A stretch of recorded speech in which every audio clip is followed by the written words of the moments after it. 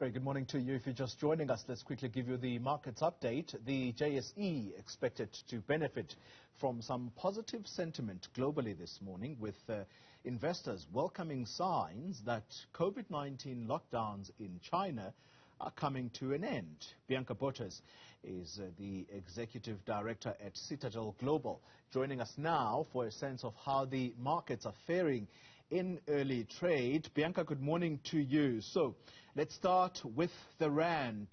How is it performing today? And I suppose the question linked to that is, are the days of the 16 Rand against the dollar a thing of the past?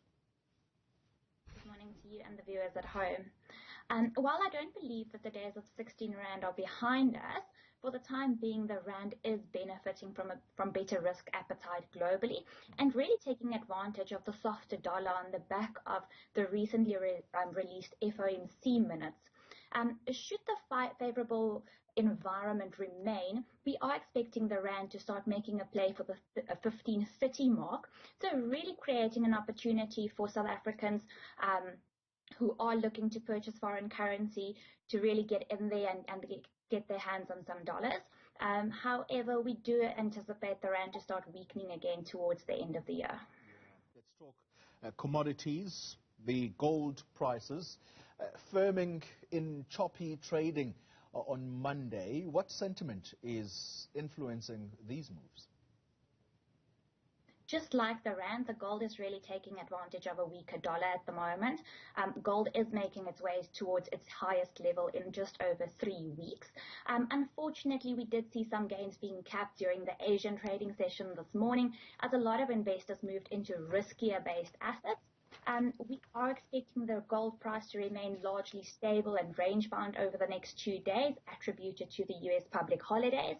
And then we will expect to see some volatility come back into the market from Wednesday as the US rejoins the market, and we will also see some data releases coming through towards the end of the week that will definitely play a role in the gold price going forward. Yeah, let's talk about oil prices hitting a 2-month high before the EU meeting on Russia being banned. Talk us through those numbers and what the sentiment is, particularly as we anticipate this meeting. I think, the ban on Russian oil has been a long time coming. The biggest obstacle the EU is currently facing is opposition from Hungary. And looking at the rise in oil prices over the past day or so really shows that markets are expecting the EU to reach an agreement in banning Russian oil.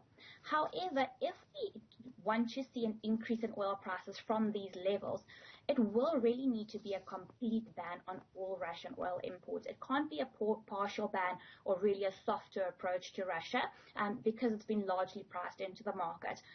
So if we see a complete ban of Russian oil, we can expect oil prices to rise further from these levels.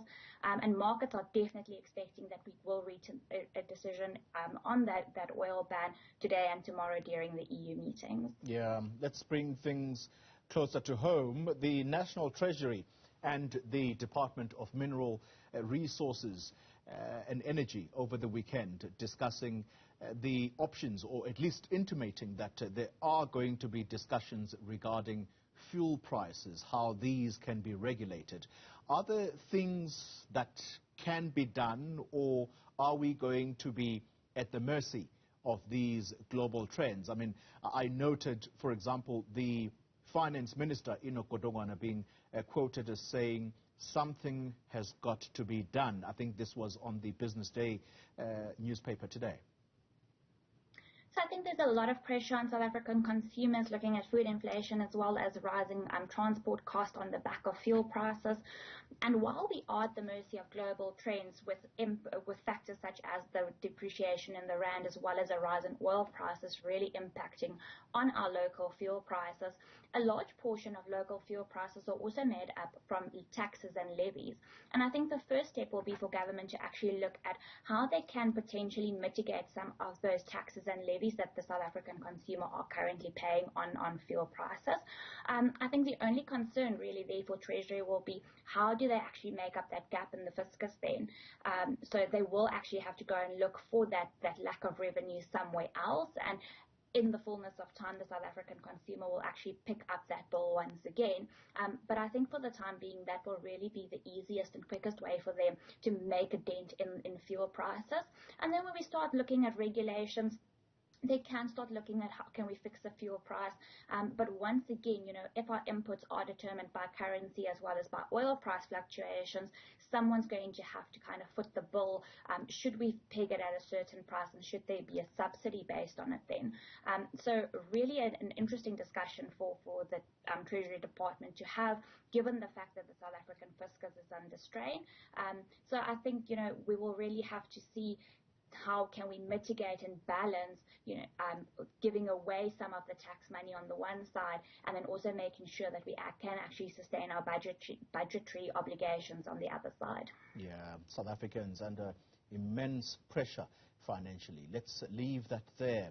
Thank you very much for this markets update. Bianca Botes, Executive Director at Citadel Global.